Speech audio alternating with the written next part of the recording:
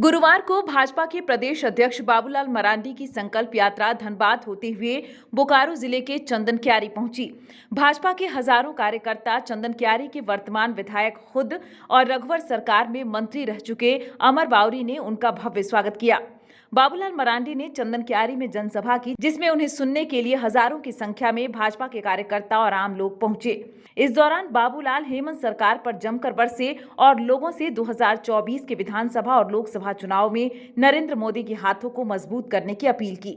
बाबूलाल मरांडी ने हेमंत सरकार को आड़े हाथों लेते हुए कहा कि गरीब जनता का अनाज खाकर हेमंत सरकार अपनी तिजोरी भर रही है और जनता को भुखमरी की राह पर डाल रही है, जिसके चलते लोगों की अब भुखमरी से मौत हो रही है।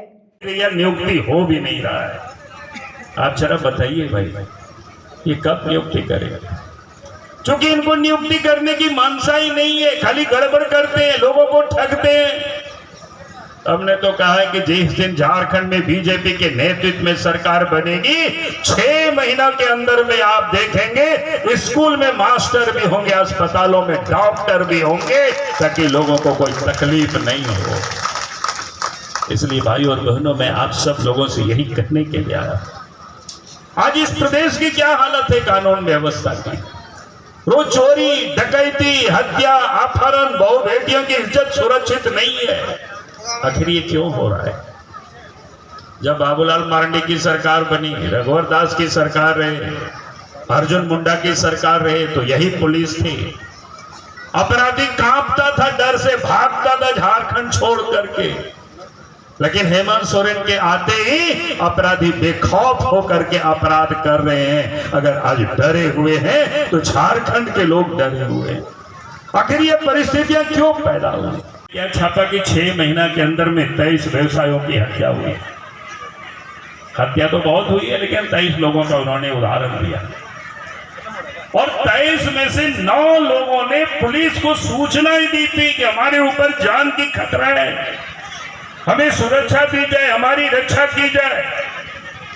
अगर पुलिस ने, शासन प्रशासन ने, सरकार ने उनकी रक्षा की होती, उनको सुरक्षा दी होती, तो शायद उन लोगों की जानें बच जाती।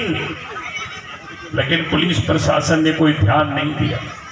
इसलिए मैंने हेमंत सोरेन जी से कहा है कि भाई अब ऐसे मामलों को आप जांच कराइए सीबीआई से, या तो फिर एसआईटी गठित करके जांच कराइए। जिस भी पुलिस के अफसरों ने लापरवाही की है तो उनको सजा मिलनी चाहिए। अगर आपने जांच नहीं कराई तो जिस दिन बीजेपी के नेतृत्व में सरकार बनेगी तो हम लोग इस मामले को जांच करा देंगे। और जो भी पुलिस अफसर, चाहे वो एसपी हो, चाहे डीआईजी हो, चाहे आईजी हो या डीजी हो, जिसके स्तर पर यह लापरवाही बरती गई हो, उनको सजा दी जाएगी।